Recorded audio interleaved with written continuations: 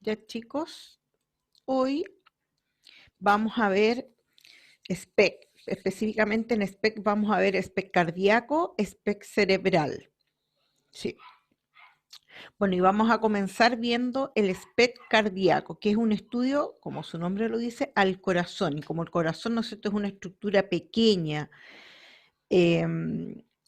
volumétrica, compleja, lo ideal es estudiarlo a través del SPEC, que es esta adquisición volumétrica que podemos observar, ¿no es cierto?, de las estructuras.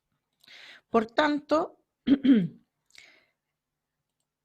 estudio, ¿no es cierto?, nos va a permitir evaluar de manera no invasiva, que es muy importante, no es invasiva para el paciente, vamos a poder ver la funcionalidad y la cuantificación de la perfusión sanguínea. En el fondo, ¿no es cierto?, nos permite hacer un estudio funcional y cuantificable de la perfusión y la reserva coronaria de las paredes específicamente del ventrículo izquierdo, del miocardio.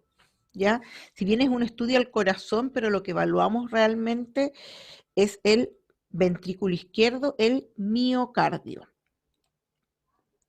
Por tanto, estos estudios, ¿no es cierto?, lo vamos a hacer a través de la administración de radiofármacos que se administran en vía intravenosa y vamos a poder evaluar el flujo sanguíneo regional de la zona del miocardio, del ventrículo izquierdo. Eso es lo que vamos a evaluar, la perfusión del ventrículo izquierdo, el flujo sanguíneo específicamente de las paredes, ¿no es cierto?, del ventrículo izquierdo.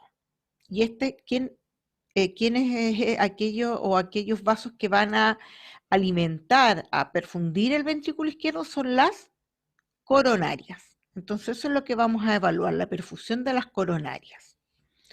Estas imágenes, para poder hacer un análisis de la perfusión del miocardio, se debe realizar a través de la evaluación de la perfusión del miocardio, pero con el corazón o el miocardio en dos momentos, en una fase de reposo y en una fase de estrés que se determina cuando el corazón es sometido, ¿no es cierto?, a un extenso ejercicio, ¿ya? Pero este ejercicio o someter o llevar al corazón a este grado de estrés lo podemos realizar de dos maneras, ya sea haciendo que el paciente realice ejercicio, el test de esfuerzo que se llama, ¿no es cierto?, en esta correa o banda ergométrica, o a través someter o llevar al corazón a un grado de estrés a través de un estímulo farmacológico. ¿Ya? Entonces esas son las dos formas que vamos a poder realizar la fase de estrés o de ejercicio. Y la otra fase con la cual vamos a evaluar el corazón es en reposo.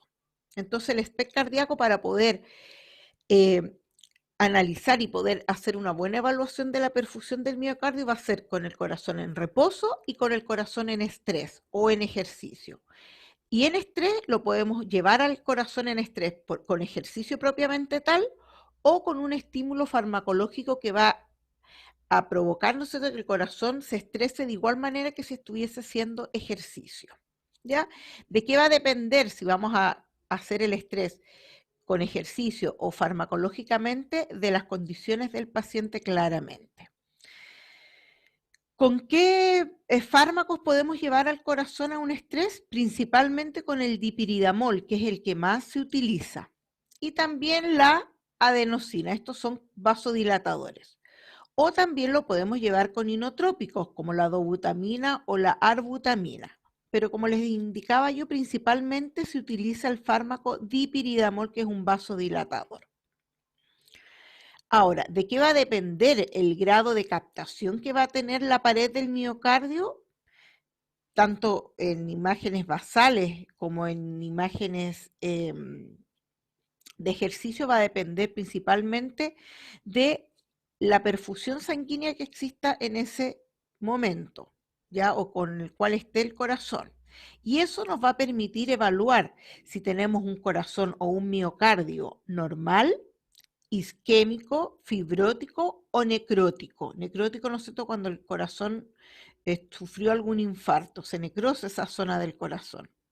Y también vamos a poder evaluar miocardios viables, pero los miocardios viables más que nada hoy en día se evalúan con el PET, el PET cardíaco, que eso lo vamos a ver, ¿no es cierto? Son los últimos contenidos que vamos a ver en nuestras cátedras de medicina nuclear. Entonces, dependiendo del grado de captación que vamos a tener del miocardio, tanto en estrés como en reposo, vamos a poder evaluar si el corazón está normal, si el miocardio está normal, si está isquémico, si está fibrótico o está necrótico. Principalmente hablamos de un miocardio normal, isquémico o necrótico. Necrótico nosotros cuando sufrió un infarto. También para que tengan claro, se habla, ahí les aparece aquí en este cuadrado, nosotros condiciones basales. ¿A qué se refiere condiciones basales? Al reposo. Y de estrés al ejercicio o someter al corazón, ¿no es cierto?, a un cierto grado de estrés. Pero cuando hablamos de condiciones basales, es lo mismo que decir en estado de o en fase de reposo. ¿Ya? Para que les quede claro. Entonces, este estudio, bajo el efecto farmacológico, les decía yo que tenemos dos tipos de estrés farmacológico que podemos, para poder evaluar la perfusión cardíaca, y son las que emplean los vasodilatadores, como el dipiridamol y la adenosina.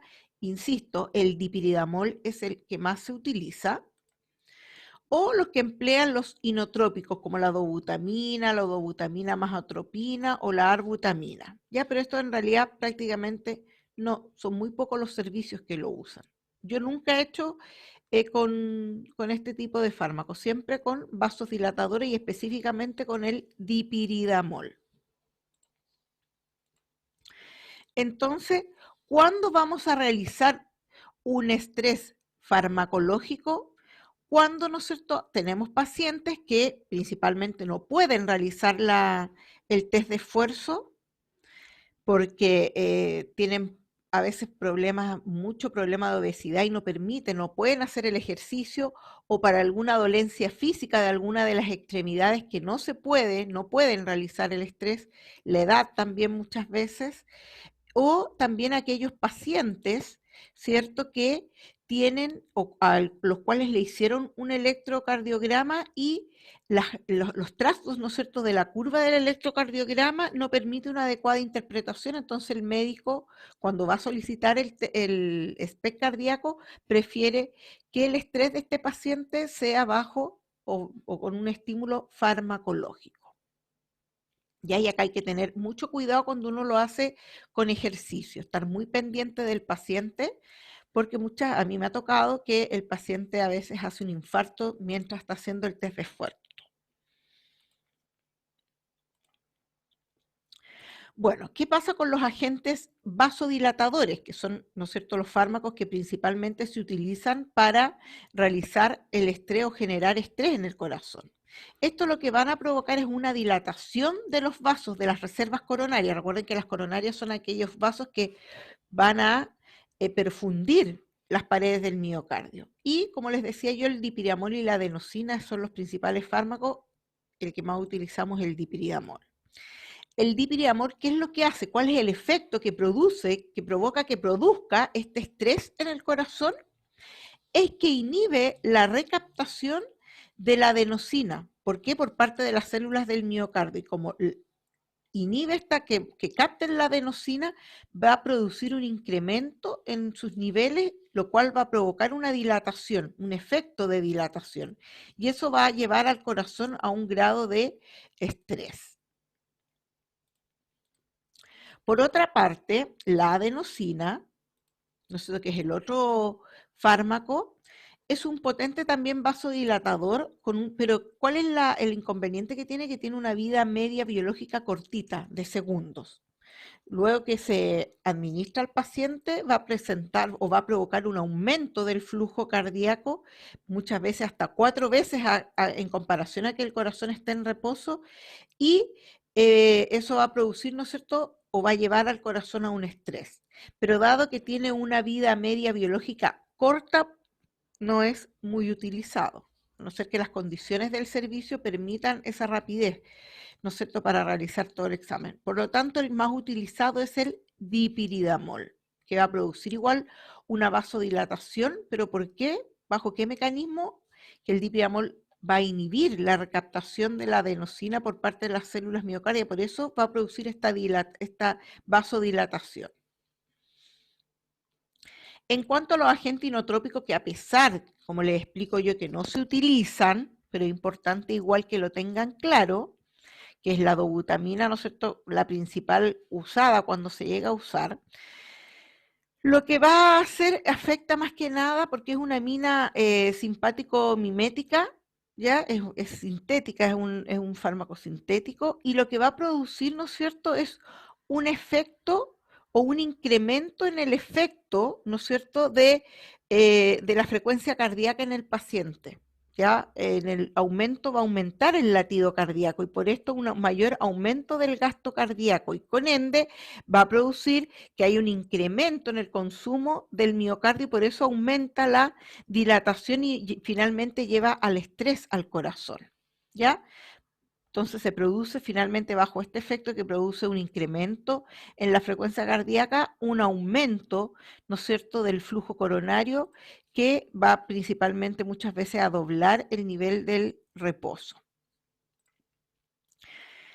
Bueno, teniendo claro, ¿no es cierto?, los agentes o los fármacos que nos pueden llevar a producir el estrés, que es una de las fases en las cuales debemos evaluar el miocardio en un SPECT cardíaco, vamos a pasar a ver los radiofármacos o trazadores, también se les denomina. Y el que se utiliza principalmente es el Cestamib o MIBI, ya como su nombre lo dice, el metoxisobutylisonitrilo. O también se puede realizar con talio 201, que el talio, ¿no es cierto?, es un isótopo radioactivo, ¿ya? Que se administra y se utiliza como radiofármaco, así como el tecnesio, como el galio que vimos, también tenemos el talio. El talio 201 es un isótopo radioactivo que se utiliza, ¿no es cierto?, como radiofármaco para realizar los estudios cardíacos. El MIDI, ¿se acuerdan que ya habíamos visto el MIDI? ¿Se acuerdan en qué estudios ya habíamos visto utilizado el MIDI? ¿Alguien lo recuerda? También se hacía un estudio SPECT.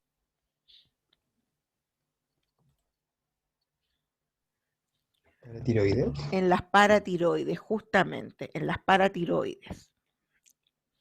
Bueno, y el MIDI, viéndolo como fármaco para el corazón, el MIDI es un catión lipofílico que a través del mecanismo de difusión pasiva entra a las células desde el plasma y se piensa, ¿no es cierto?, que se acumula en la membrana mitocondrial, en las mitocondrias.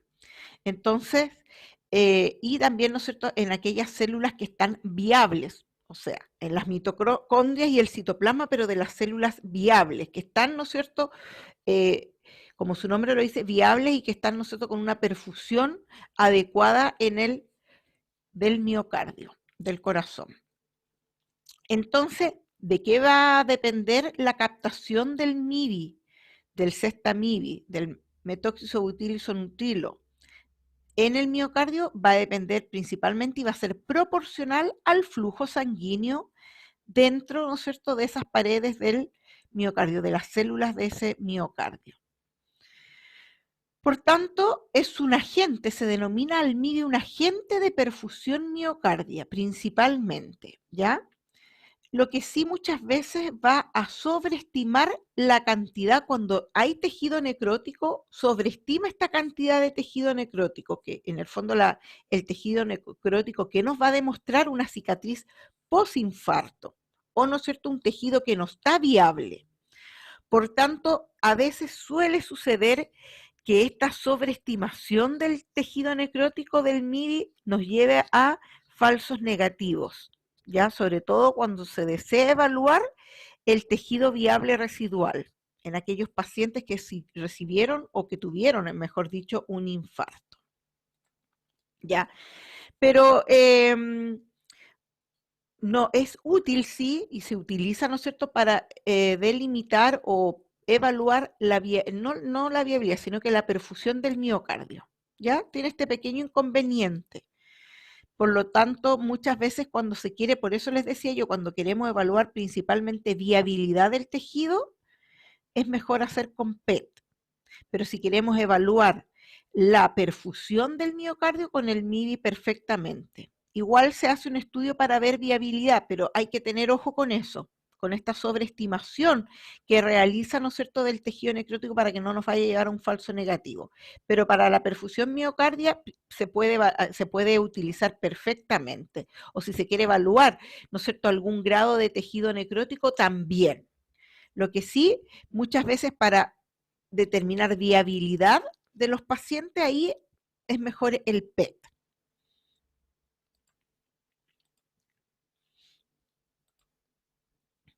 Entonces, cuando nosotros vamos a administrar este radiofármaco, muchas veces lo que se produce, ¿no es cierto?, es o sobre todo en pacientes que tienen los flujos coronarios muy altos, estamos hablando de que superan los 2 ml por minuto, el flujo sanguíneo, ¿no es cierto?, además se puede subestimar, pero debido a que este no tiene redistribución, este radiofármaco no se redistribuye, y se los digo por qué no se redistribuye, porque el talio sí se redistribuye, entra y sale del corazón, entra y sale, el MIDI no, entra, permanece y se elimina, ¿ya? Como no se redistribuye, esto nos va a dar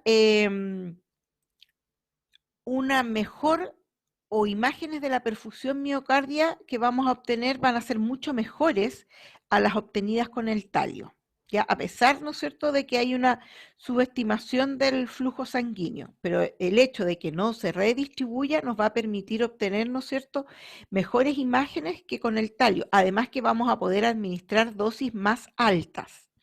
¿Por qué? Porque el T medio del MIDI es mucho menor al del talio, ¿ya? Por eso también nos va a permitir administrar dosis más altas. Ahora, en cuanto a la fracción de extracción, ¿no es cierto?, como les explicaba yo, es de un 65% versus la del talio, que es de un 85%. Pero también esto vamos a poder mejorarlo debido a la mayor dosis de tecnesio 99 metestable con MIDI, ¿no es cierto?, que se va a poder administrar. Ya tenemos que ver que con talio no podemos administrar más allá de 5 milicurí. En cambio, con el MIDI podemos administrar como 30 milicurí. Entonces, este aumento, esta mayor dosis, ¿no es cierto?, nos va a permitir dejar un poco detrás esta menor fracción de extracción que tiene el corazón con el MIDI. Claramente el talio va a haber una mayor captación del talio, pero debemos administrar dosis más bajas. En cambio el MIDI podemos administrar dosis mayores y esta menor fracción de extracción de las células cardíacas hacia el MIDI se ve superada o remediada con esto de que podemos administrar más dosis de MIDI. El MIDI, su principal ruta de excreción es la hepatobiliar, más o menos a los 30 minutos post administrar la dosis vamos a tener la mayor eliminación o excreción hepatobiliar, ¿ya? Y también vamos a ver que va a haber excreción a nivel renal, por tanto vamos a poder observar, si bajáramos, aunque uno no toma imagen hacia ese lado, vamos a ver también siluetas renales. Pero su principal vía de extracción, que estamos hablando más del 30% de la dosis administrada, es hepatobiliar. Y ahí vamos a ver que muchas veces hay muchos servicios que utilizan un alimento graso para poder eliminar la captación hepatobiliar, que queda muy, al hacer el SPECT, se sobrepone muchas veces a la parte basal, ¿no es cierto?, a la parte baja del miocardio. Pero ya lo vamos a ir viendo a medida que vayamos viendo después cómo es el protocolo de adquisición del estudio. El talio, por otra parte, que tiene, ¿no es cierto?, un T medio, acá podemos ver de 73 horas a 6 horas del MIDI, es un anión análogo del potasio, por tanto ingresa a las células del miocardio a través del transporte activo, a través de la bomba de sodio y potasio, ¿ya? Porque es un análogo del potasio, así que entra a las células de la misma manera que el potasio. Lo que yo les explicaba, que acá se produce redistribución, o sea, es reversible la unión del talio con las células del miocardio, se redistribuye. ya que entra, ¿no es cierto?, como yo les explicaba, y sale de ella.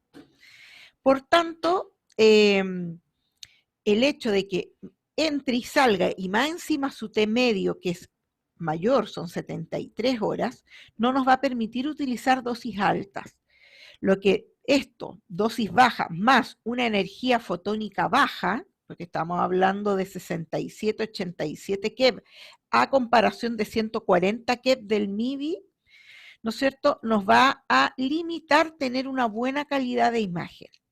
Además que se capta también en las mamas, muchas veces en la mujer, y más encima, más el diafragma, tenemos una mayor, ¿no es cierto?, atenuación por las mamas en las mujeres y debido al diafragma en el caso de los hombres, ¿ya?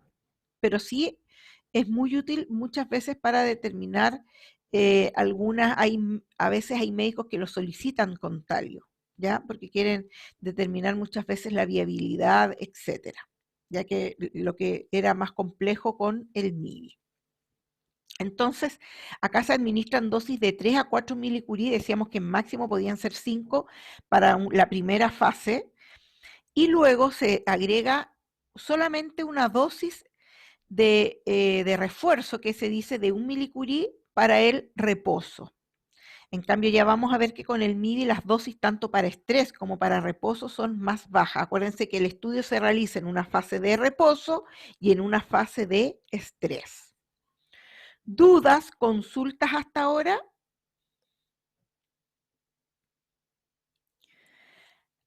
En cuanto a la vía de eliminación o de excreción del talio, es principalmente vía urinaria, ya a diferencia del MIBI, que es hepatobiliar y urinaria.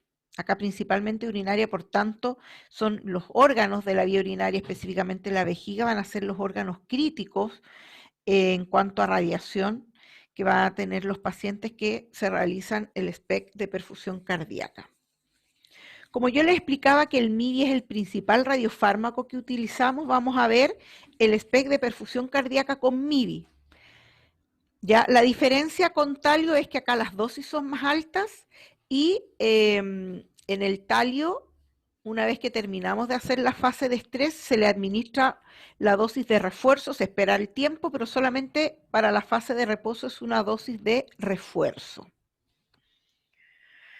Antes que entremos a ver el protocolo propiamente tal de adquisición de este estudio, ¿hay alguna duda, algún comentario, algo que quieran preguntar? Profe, ¿siempre es primero la fase de estrés y luego la fase de reposo? No, en el talio sí, pero ya vamos a ver ahora con el MIBI. Los tipos de protocolos que hay. Hay protocolos de 1 día, protocolos de 2 días. Gracias, profe.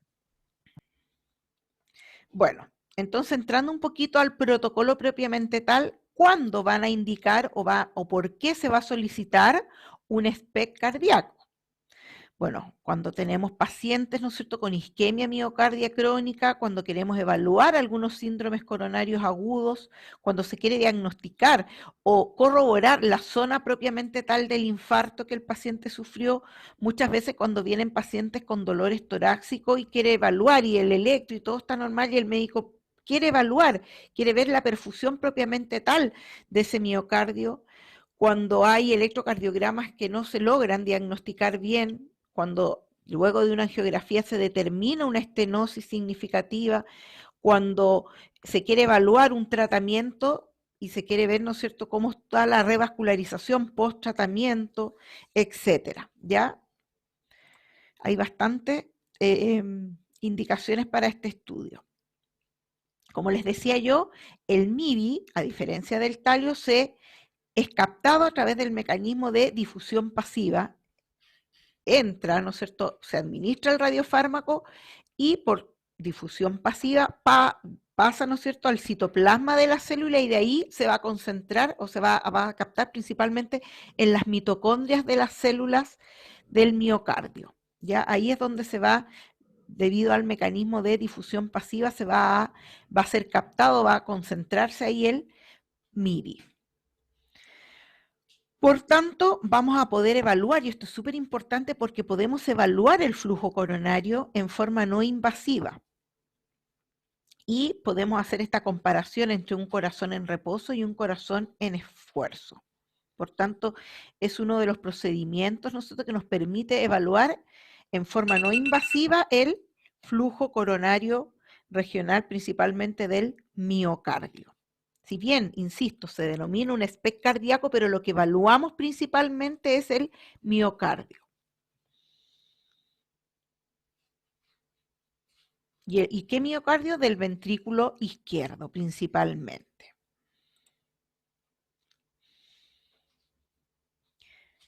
Va. Entonces, para eso vamos a hacerlo en dos fases, ¿no es cierto?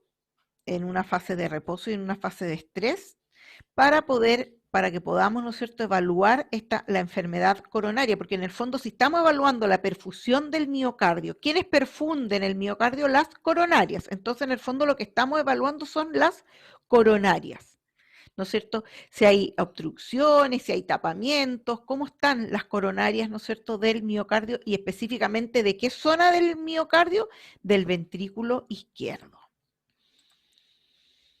Entonces acá se recomienda al paciente que venga con un ayuno, ¿ya?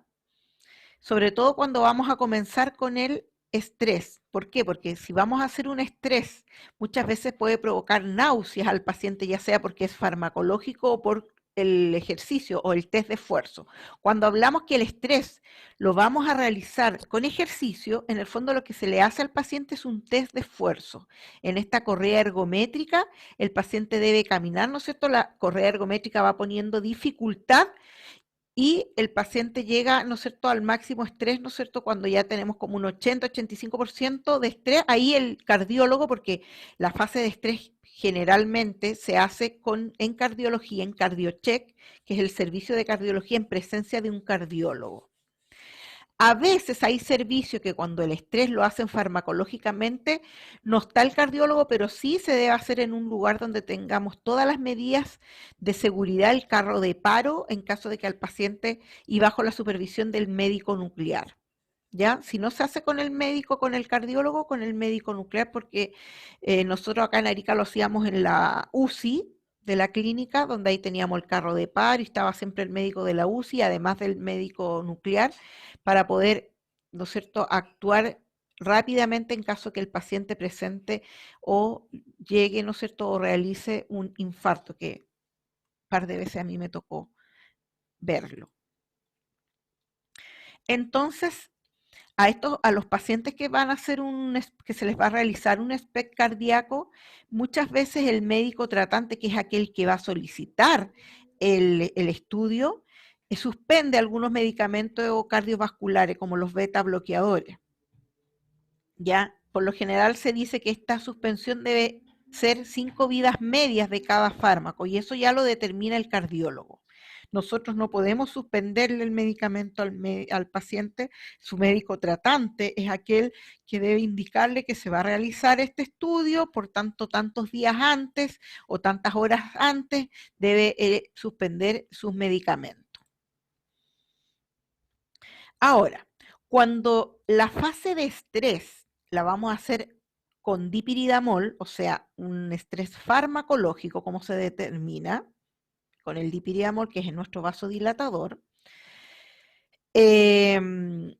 muchas veces se les solicita, y en realidad eso sí uno le indica al paciente en la hoja cuando les entrega, cuando solicitan el examen, que debe suspender cualquier alimento que contenga santina. ¿Quiénes contienen santina? El té, el café, el chocolate. ¿Ya? Esos alimentos debe suspenderlo el paciente entre 12 a 24 horas antes de venir a realizarse el estudio de SPECT cardíaco, siempre y cuando la orden esté indicada que el estrés va a ser con dipiridamol, porque cuando te llega la orden del examen indica un SPECT cardíaco con dipiridamol, y eso nosotros ahí vamos a saber que la fase de estrés es medicamentosa, ¿ya?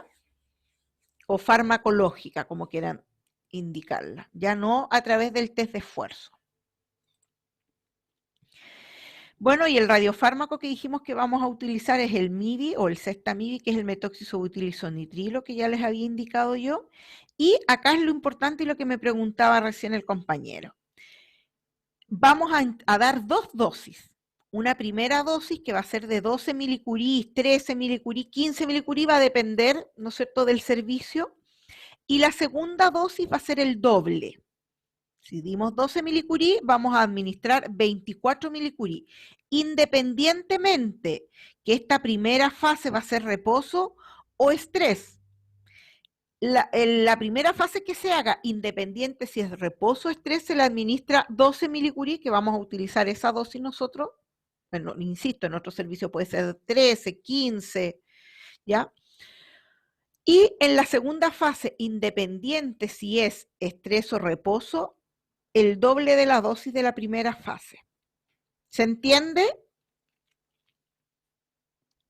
Sí, profe. Sí, profe. Ya.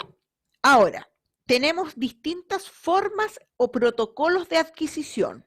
Existe el protocolo de un día, donde se puede hacer primero el estrés, después que terminamos el estrés, esperar 3 horas para tomar la fase de reposo. ¿Por qué esas 3 horas? Porque se debe esperar el tiempo para que el corazón, ¿no es cierto?, logre el estado de reposo.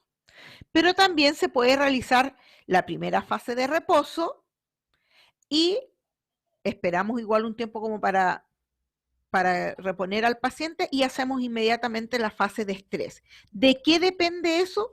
De las condiciones del servicio. Por ejemplo, acá en Arica, el CardioCheck funcionaba en la tarde. Por tanto, en la mañana hacíamos el reposo y luego en la tarde el estrés. En Santiago, en las clínicas que yo trabajaba en Santiago, CardioCheck funcionaba con el médico cardiólogo principalmente en las mañanas. Por tanto, en la mañana temprano se hacía el estrés, terminamos el estrés, esperábamos 3 horas y hacíamos la fase de reposo. Entonces va a depender de las condiciones del servicio. ¿Ya? Pero también ese es cuando es protocolo de un día. Pero también podemos hacer protocolo de 2 días, que no en muchos servicios se utiliza. Acá en Arica a nosotros no nos convenía hacer un protocolo de 2 días porque perdíamos dosis. Pero en Santiago, por ejemplo, que llegan las dosis, quizás hoy día se hace todo el reposo y al otro día todos los estrés, ¿ya? Eso, el protocolo que se vaya a utilizar, insisto, va a depender de cómo está organizado el servicio, cómo se organiza CardioCheck en la clínica o en el hospital donde se esté realizando, ¿ya? Vamos a ver un poquito ahora cómo es la administración del radiofármaco en caso de, vamos a comenzar con estrés, ¿ya? Nosotros por lo general se parte con estrés y luego se hace el reposo. Bueno, ¿cómo vamos a administrar el radiofármaco? El paciente llega al servicio de medicina nuclear y nosotros le vamos a instalar una vía venosa, ¿no es cierto?, con suero. Ahora, muchas veces también hay CardioCheck que el personal de CardioCheck le instala la vía. Todo eso va a depender, insisto, de cómo esté organizado el servicio. Nosotros acá, yo llevaba a mi paciente ya con vía, con bránula, por supuesto, porque el paciente, acuérdense que va a hacer ejercicio, no puedo ponerle una mariposa, le ponía la bránula, el alargasuero, la llave de 3 pasos, la bajada de suero y llevaba listo a mi paciente a CardioCheck, ¿no es cierto? Se subía a la silla de ruedas, la TEN lo llevaba listo a CardioCheck, ya con vía puesta. Va a llegar a CardioCheck y se va a empezar a monitorizar al paciente con un electrocardiograma. Esto bajo la supervisión siempre del médico cardiólogo y la enfermera por lo general que está en CardioCheck.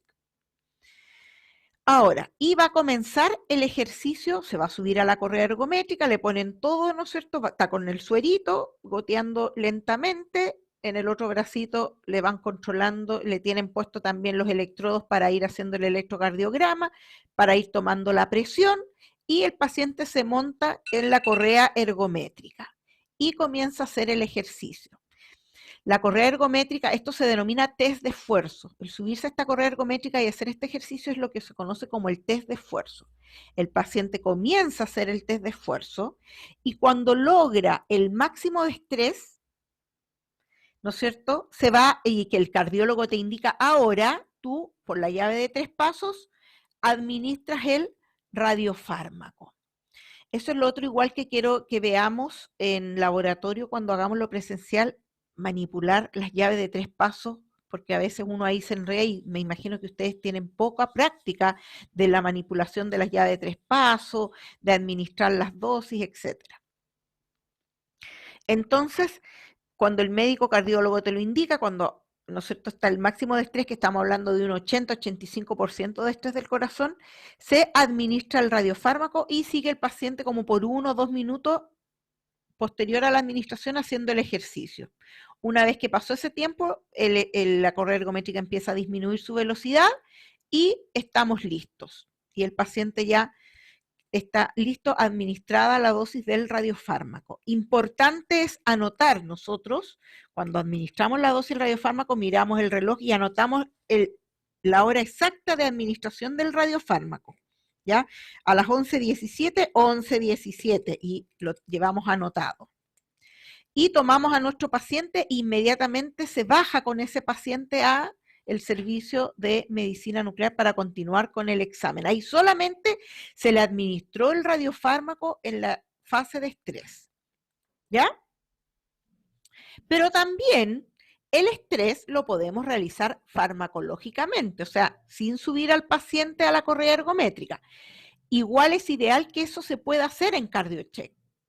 Pero a veces CardioCheck dice, no, porque ellos como que esa parte no la hacen, no tienen tiempo, entonces ahí la haces con el médico nuclear.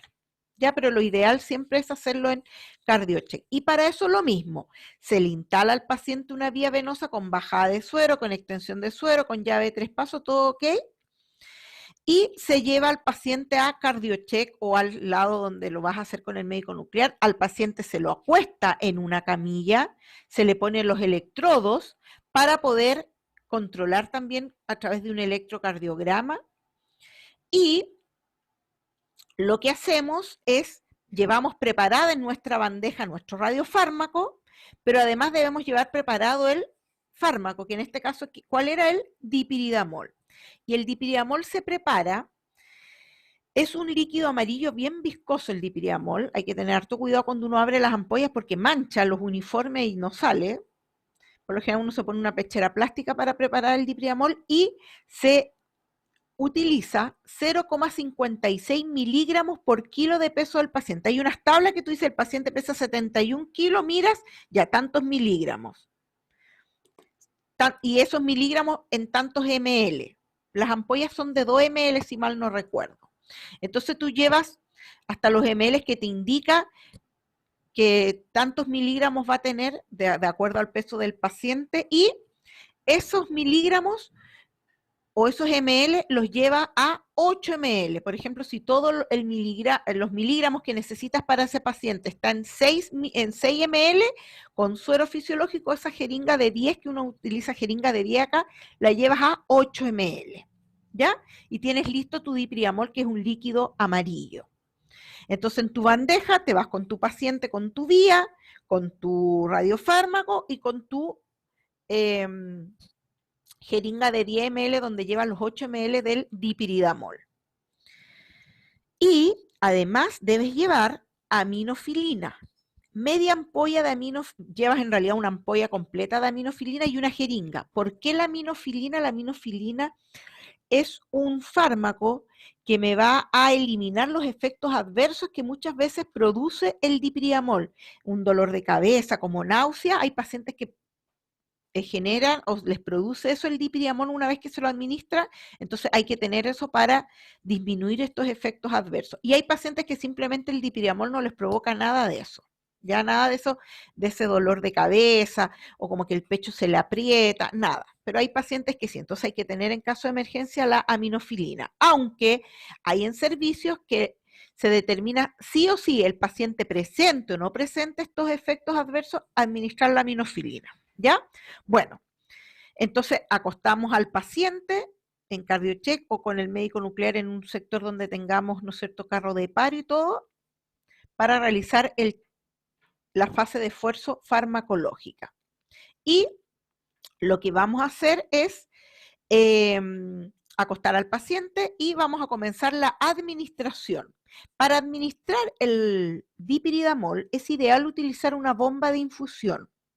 Ahora, si no tenemos esta bomba de infusión, porque lo ideal son 8 ml que va a haber de dipiridamol. Recuerden que los miligramos que necesitemos de acuerdo al peso del paciente, el volumen que nos dé, debemos llevarlo a un volumen de 8 ml. porque hay que administrar 2 ml por minuto. Por tanto, se está 4 minutos administrando el dipiridamol. Acá comienzo la administración del dipiridamol y por 4 minutos voy a administrar el dipiridamol. ¿Ya? Una vez a todo esto, mientras yo administro el dipiridamol y todo, el paciente está siendo monitoreado con un electrocardiograma, recuerden. Vamos viendo en la pantalla, ¿no es cierto?, el electrocardiograma. Una vez que yo termino la administración del dipiridamol, espero 2 minutos, o sea, pasa el minuto 4, el minuto 5, y comienzo a hacer un hand grip. ¿Qué es el hand grip? Es con estas bolitas como de goma suave que hay, el paciente empieza a apretar y a soltarla, ¿ya? Apretar y a soltarla. Una vez, son 4, en total 4 minutos de hand grip. Este esquema es súper claro para lo que les estoy explicando.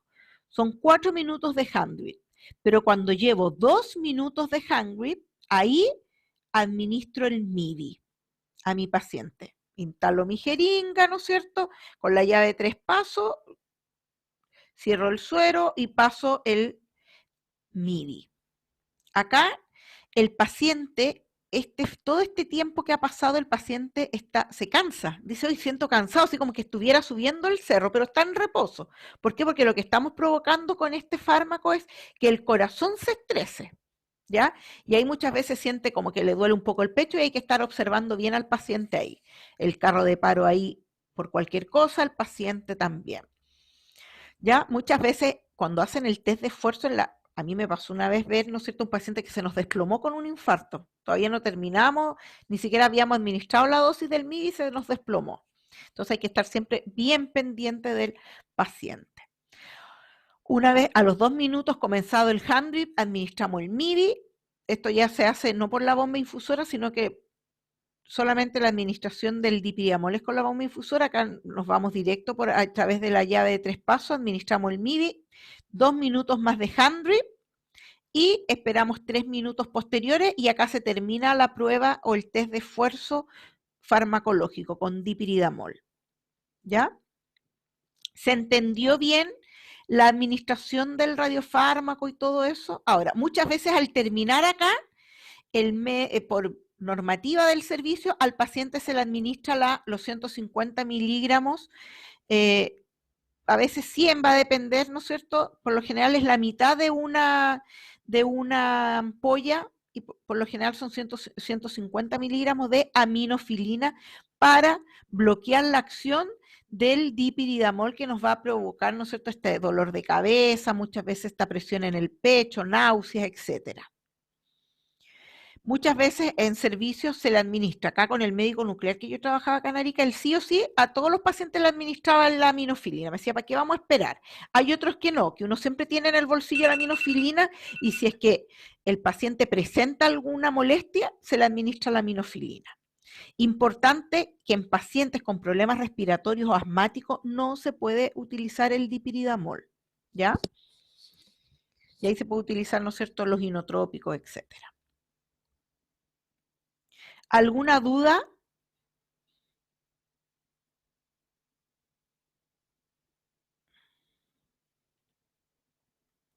Bueno, ustedes saben que después pueden volver a ver la clase y dudas, cualquier cosa, me las pueden ir consultando. Bueno, vamos a ver un protocolo de un día, que es por lo general el que más se utiliza. Y vamos a partir con la fase de estrés y luego de reposo. Entonces, una vez que ya administramos el radiofármaco, acá también cuando hacemos un estrés farmacológico, igual debemos anotar la hora exacta de administración del radiofármaco, ¿no es cierto? A los 2 minutos, recuerden, empezado el hand grip, pero determinar a qué hora fue, a las 10, a las 8:15, a las 8:05, etcétera, ¿ya? Es importante. ¿Por qué?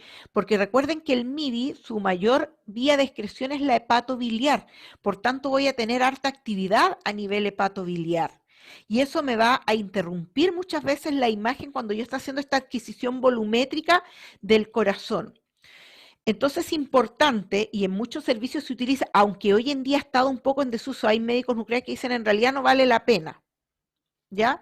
Se le da un alimento graso al paciente 15 minutos post administración del radiofármaco, por eso es importante tener la hora exacta. ¿Por qué? Porque se quiere eliminar esta actividad hepatobiliar. Ustedes saben que cuando nosotros comemos grasa, ¿quién es el que funciona principalmente? El hígado, porque genera las descargas de la bilirrubina, ¿no es cierto?, etcétera, y por ende, al generar estas descargas, elimina lo que haya captado del radiofármaco, y así limpiamos esa zona, ya del radiofármaco. Posteriormente, tiene que ser esta comida grasa, pero rápidamente que la coma el paciente. Ya por lo general puede ser un sándwich de mantequilla con jamón de cerdo, claramente no puede ser jamón de pavo, y queso, no quesillo, o muchas veces rollitos de jamón y queso si el paciente no se alimenta, no es capaz de comerse todo el sándwich, generarle, hacerles rollitos de jamón y queso, que eso se le pide al paciente que traiga, para poder limpiar, ¿no es cierto?, de actividad la zona hepatobiliar y no nos interfiera con la imagen y la captación del miocardio, ¿ya? Por tanto, posterior a esto, 30 minutos posterior a la alimentación grasa, vamos a hacer la adquisición del SPECT de la fase de estrés. Entonces acá, una vez que pasó esto, a los 30 minutos, se lleva al paciente al equipo, se lo acuesta, y la adquisición es de menos 45 o de 45 grados de oblicuo anterior derecha, porque la adquisición es así, oblicuo anterior derecha hacia la oblicua posterior izquierda, o sea, es una adquisición en 180 grados, no en 360 grados, como ya habíamos visto que se adquiría el SPECT, por ejemplo, cuando vimos paratiroide. Acá la adquisición es desde la oblicua anterior derecha a la oblicua posterior izquierda, y se parte de la oblicua anterior derecha, ¿ya? Se hace la adquisición en 180 grados y se hacen 32 frames de 40 segundos cada uno, o hay otros que hacen 64 frames de 20 segundos. Eso va a depender, ¿no es cierto?, de cómo se adquiere o cómo está estipulado en el servicio el protocolo de adquisición del SPECT. Con una adquisición de 180 grados, tiene que ser, ¿no es cierto?, por lo general ideal, bueno, ahora usamos los multipropósitos, pero si no, se utilizaba antiguamente el de alta resolución. Ahora, acá se hace un estudio gatillado. Ya vamos a ver lo que es un estudio gatillado. Recuerden que los latidos cardíacos son muy breves, por tanto queremos entregar esta información y vamos a utilizar 8 frames por ciclo cardíaco. O sea, un ciclo cardíaco va a ser adquirido en 8 por... Cada frame va a tener 8 ciclos cardíacos en el fondo. Eso es lo que vamos a hacer. ¿Ya? Les voy a explicar cómo es esto del gatillado. Luego que terminamos de hacer esta adquisición, esperamos 3 horas para que el paciente pueda realizar la fase de reposo, ya por lo menos 3 a 4 horas. Y acá se vuelve a administrar, acá el paciente ya en el servicio, se le administra vía intravenosa el radiofármaco, acá no hay que monitorearlo ni nada. En este caso serían los 24 milicurí, si es que administramos 12 acá en la primera etapa, acá administramos los 24 milicurí. A los 15 minutos post administración volvemos a dar el alimento graso, por eso es importante que entre esta fase y esta el paciente no coma nada, para que acá tenga deseos de comer. Lo que sí en pacientes diabéticos se les permite que coman, porque ellos no pueden pasar muchas horas sin comer, que coman unas galletitas de soda con un té, a lo más, si es que el paciente lo necesita o siente que hay una baja, ¿no es cierto? Puede comer eso, pero si no, nada. Y acá, en vez de 30 minutos, que es la fase de estrés, a los 45 minutos post la comida grasa, se hace la adquisición. En el fondo, acá se hace la adquisición en la fase de estrés a los 45 minutos y sumamos 15 más 30, 45 minutos post administración del radiofármaco, y acá a la hora, en la fase de reposo, a los 60 minutos o una hora post administración del radiofármaco, se vuelve a adquirir en las mismas condiciones que en el estrés, o sea, 32 frames de 40 segundos cada uno, etcétera, etcétera, etcétera. ¿Ya? Se hace de la misma manera. Cuando en este estudio queremos evaluar viabilidad, muchas veces se le administra a los pacientes nitratos sublinguales 10 minutos antes de la administración del reposo, ¿ya? Pero insisto, hoy en día con el PET miocárdico se hace la viabilidad mucho mejor. Bueno, y esto, la aminofilina, ¿no es cierto? Los 125 miligramos en una infusión que se le administra al paciente, por eso se deja al paciente posterior, se le deja la vía puesta, no hay que sacarla para poder administrar la aminofilina en caso de que el protocolo no lo tenga indicado administrar la aminofilina inmediatamente terminado en la fase de estrés de la administración del radiofármaco. ¿Se acuerdan que yo les mostraba que muchas veces el médico determina, perdón, que acá se administra sí o sí la aminofilina? Bueno, en caso de que no lo tengan como protocolo así, se le deja la vía al paciente y en caso de que presente, lo tengamos ya en el servicio de medicina nuclear y presente vómitos, cefaleo o algo, ahí administra recién la aminofilina, pero ahí depende del médico nuclear. Con el médico nuclear que yo trabajaba acá, sí o sí se administraba la aminofilina. Con los médicos en Santiago no. Solamente si el paciente presentaba alguna de estas molestias se le administraba la aminofilina. ¿Ya? Como yo les indicaba, también se puede realizar un protocolo de 2 días, ¿ya? Y la adquisición es igual, solo que acá se administran dosis con diferencias de 10, o sea, dosis de 10 milicurí en cada uno, ¿ya? Ya no es acá el doble de eso, sino que acá por lo general se utiliza 10 milicurí y 10 milicurí, o como lo tenga establecido el servicio.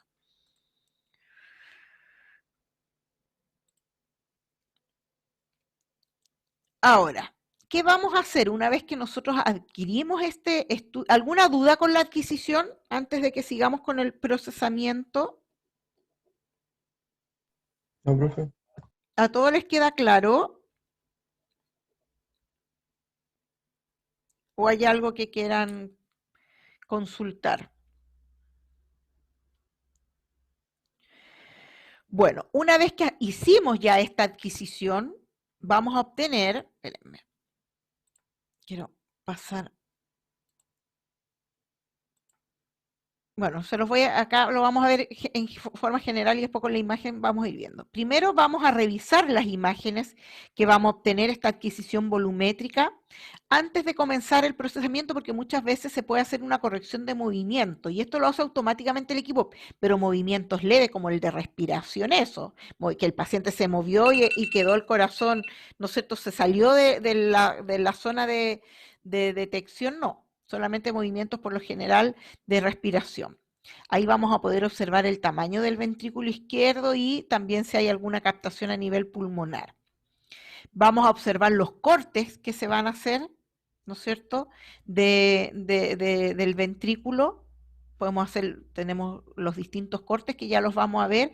Vamos a poder analizar, por ejemplo, los mapas polares que se pueden adquirir o algunos otros datos de cuantificación que ya los vamos a ver. Vamos a poder ver, ¿no es cierto?, si hay un defecto fijo de captación del radiofármaco o reversible, y esto nos va a permitir determinar cómo está el corazón. Esto es en general lo que uno hace en el procesamiento, ¿ya? ¿Y cómo va a ser la interpretación en forma general igual? ¿Cuándo vamos a encontrar o vamos a ver un estudio normal? Cuando tanto en la fase de reposo como estrés, la captación en todas las paredes del ventrículo izquierdo es normal. Hay captación homogénea y normal de todas las paredes del ventrículo izquierdo, tanto en la fase de reposo como en la fase de estrés.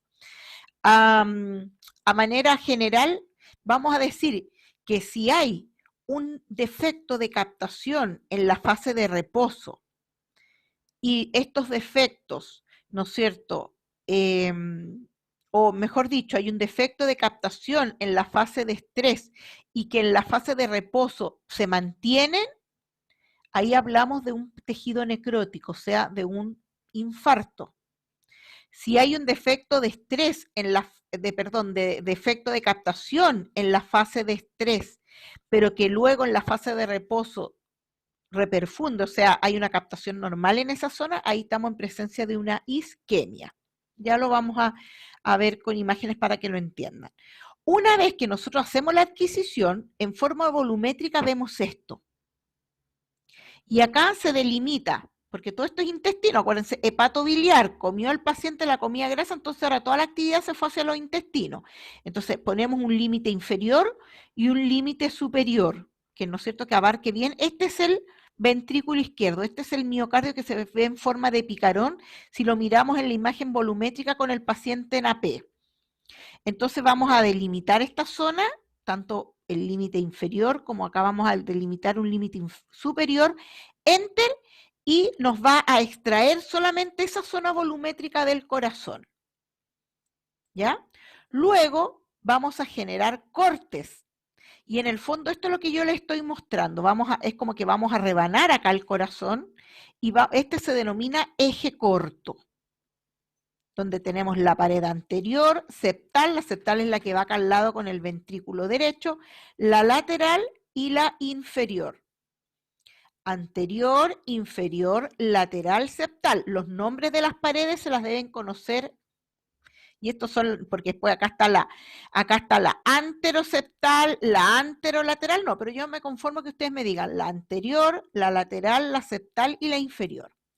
Este se denomina eje corto, es uno de los cortes con los que vamos a observar las imágenes del corazón que está acá, el eje corto. Luego tenemos el eje largo vertical, que es como una C invertida, es el eje largo vertical, y esta U invertida es el eje largo horizontal. ¿Ya? Estos son los cortes que se van generando el corazón. Acá como que de la base del corazón al ápex lo estamos cortando, así, rebanando. Y en este otro es que lo ponemos como patas arriba del corazón y lo rebanamos así, de esa manera. Y acá tenemos el ápex, la cara anterior, que es esta, y la cara inferior. Y en el eje largo horizontal tenemos el ápex, la septal, que viene acá al ventrículo izquierdo, y derecho, perdón, y la lateral. Entonces estas son las paredes del ventrículo visto o denominado, ¿no es cierto?, con los diferentes cortes, el eje corto, el eje largo vertical y el eje largo horizontal.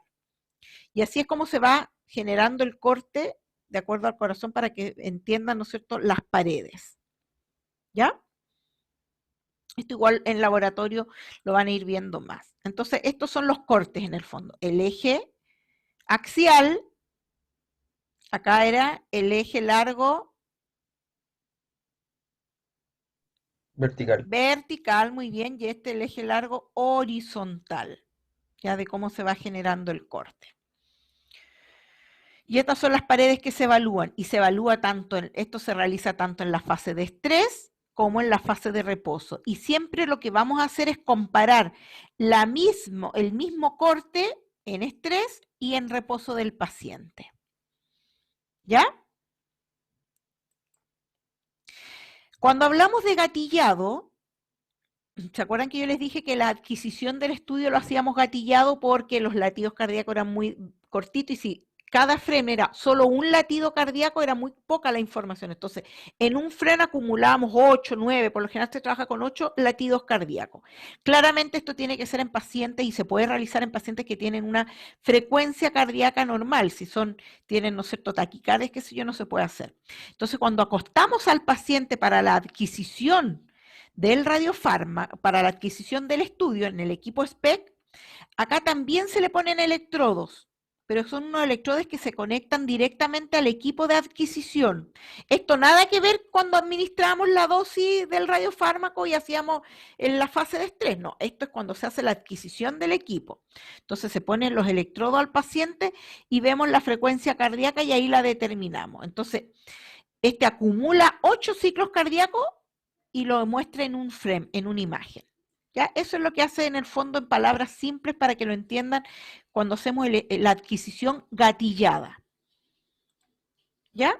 Entonces acá tenemos la frecuencia cardíaca, ¿no es cierto?, el ciclo, la curva, y claramente como yo les muestro acá, esto sirve cuando tenemos ciclos regulares. Cuando hay ciclos irregulares nos van a quedar muchos ciclos fuera de la adquisición y vamos a estar horas y horas haciendo esta adquisición, por tanto no se hace. Ya no sé, ahí en esos pacientes no se puede hacer gatillado. Tanto cuando hay ciclos ectópicos como ciclos irregulares. Cuesta mucho, se demora mucho más la adquisición del estudio. Bueno, haciendo un recuento general. ¿Qué va a hacer el SPEC cardíaco? Esto es como un resumen de todo lo que vimos. Va a hacer una evaluación de la perfusión del miocardio. Para eso tenemos el radiofármaco, el MIDI o el talio. Principalmente utilizamos el MIDI. Se hace en una fase de estrés y en una fase de reposo. Acá la fase de estrés puede ser con un ejercicio, con el test de esfuerzo o farmacológico a través del dipiridamol. Y vamos a hacer el estudio de la adquisición gatillada, de acuerdo a la función ventricular, ¿no es cierto? Y por lo general se utilizan 8 ciclos cardíacos por FREM. ¿Qué vamos a evaluar finalmente con esta comparación de las imágenes tanto en la fase de estrés como de reposo? Vamos a evaluar si el corazón está normal, está isquémico o está infartado. ¿Ya?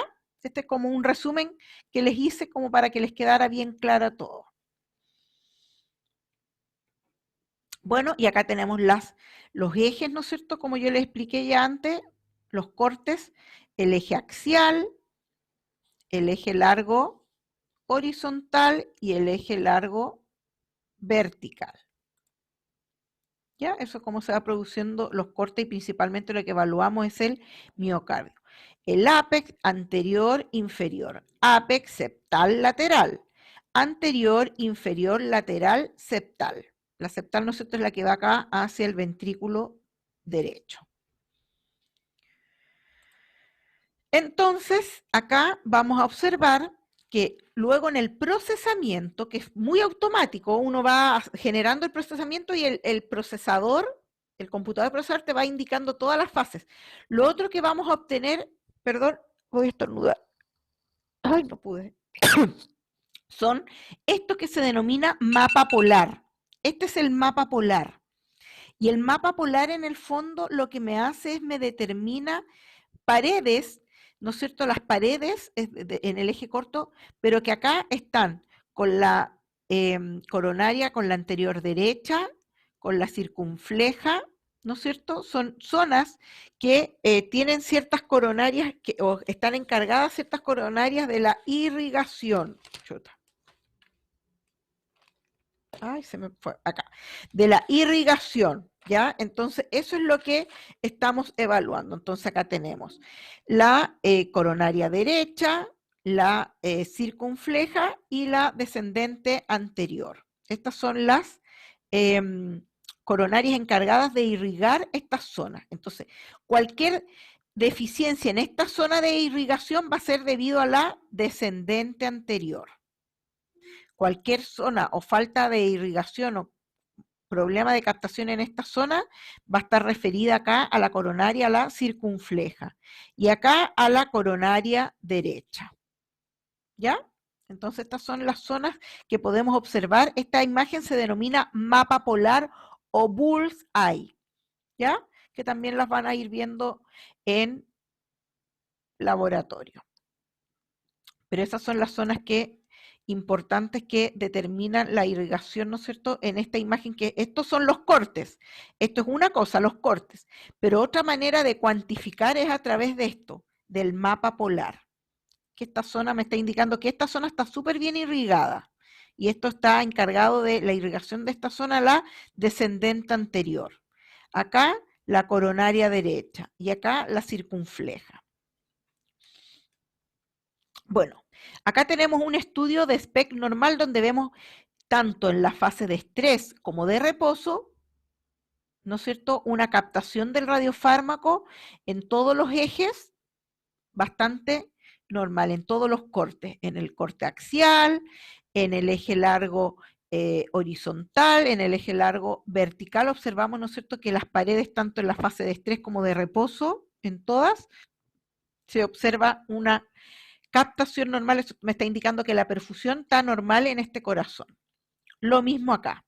Hacemos esta comparación de los ejes, de los cortes. ¿Ya? Acá lo mismo. Acá, ¿qué pasa? Acá tenemos un eje corto o un eje axial en reposo y en estrés. Y tiene la captación, hay captación, ¿no es cierto?, de todas las paredes, de la anterior, de la inferior, de la lateral, de la septal, tanto en estrés como en reposo.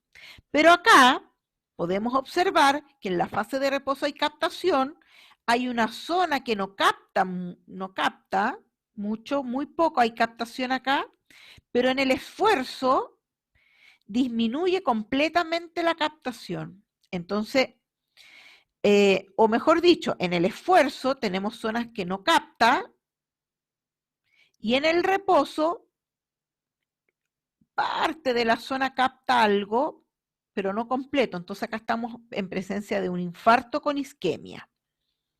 ¿Ya? Este está normal. Acá tenemos un mapa polar, por ejemplo. Acá tenemos un mapa polar, pero también tenemos los cortes. Podemos ver que en el eje corto, acá en la fase de estrés, la pared anterior está captando muy poco, pero en el reposo reperfunde esta pared. Entonces acá estaríamos en presencia de una isquemia, porque reperfundió bien. Si acá tampoco hubiese perfundido, ahí estamos en presencia de un infarto. Acá tenemos esta zona que en el estrés no capta, no hay captación, pero luego en la fase de reposo reperfundió, o sea, captó. Por tanto, comprobamos que es una isquemia. Y si evaluamos el mapa polar, lo mismo. Hay una zona que está a cargo, ¿no es cierto?, ¿de cuál era esta coronaria que irrigaba esta zona? ¿Se acuerdan? La descendente anterior. La descendente anterior, que no hay irrigación acá en el estrés, pero que luego en el reposo reperfunde. Entonces con eso estamos comprobando tanto en las imágenes de los ejes, de los cortes, como del mapa polar, que acá lo que tenemos es una isquemia en este paciente. ¿Por qué? Porque luego en la fase de reposo reperfunde. Si esto mismo se hubiese mantenido acá, ahí estamos en presencia de un infarto. O si se hubiese mantenido una cierta porción nomás y lo otro reperfunde, ahí estamos en isquemia e infarto. ¿Ya? Estas imágenes las van a repasar bien igual en el laboratorio. Hay más imágenes para que puedan ir viendo. ¿Ya? Pero es como para que vayan entendiendo. ¿Dudas? ¿Consultas? Es súper entretenido esto del SPEC miocárdico o del SPEC cardíaco. ¿Dudas, chicos? No, profe. Todo Bueno, claro. ustedes saben que cualquier duda me la hacen llegar. Yo siempre tengo el tiempo para ir respondiéndole. Bueno, recuerden que hoy los que están, solamente se mandó un link para que vean los contenidos, aquellos que tienen que hacer en Iquique la inducción. Todavía no he mandado, y le he explicado a algunos compañeros que me han escrito, más o menos las partes definitivas, pero estos tentativamente son los alumnos que estarían en Iquique. ¿Por qué? Porque hubieron algunos cambios. Por ejemplo, CIMEC Rancagua ya no nos cambió, porque es un mismo coordinador, pero ahora los van a recibir en la Clínica San Lorenzo de Rancagua, donde hay todo igual. Entonces estoy esperando la cantidad de cupos. Diagno Imagen Antofagasta también está en la duda, parece que no nos va a recibir, entonces estoy viendo en otros centros de Antofagasta, por eso no les he mandado, ¿ya? Pero quédense tranquilos porque todos de aquí a agosto del otro año van a tener su internado. De acuerdo, fue en primera, traté, ¿no es cierto?, de ordenarlos, pero no tengo lo definitivo, por eso no les quiero mandar algo tentativo. Pero como hoy día tenían la inducción, tenía que mandar más o menos a los que yo tenía más o menos claro para Iquique, ¿ya? Igual se mandaron una o dos personas más por si alguien en el camino se baja de Iquique, ¿se fijan? Pero esa es la idea, por eso no les he mandado toda la información, ¿ya? Clínica Lircay no me ha respondido, cambiaron el coordinador del Lircay, me contacté con este colega que había sido compañero mío en la universidad y me dice que él ya no está en Lircay, pero que lo que yo le había mandado se lo mandó a la nueva tecnóloga encargada allá, pero ella todavía no se comunica conmigo, entonces, así, ya, pero quédense tranquilos que estoy trabajando en esto y todos van a ir a la larga a su internado.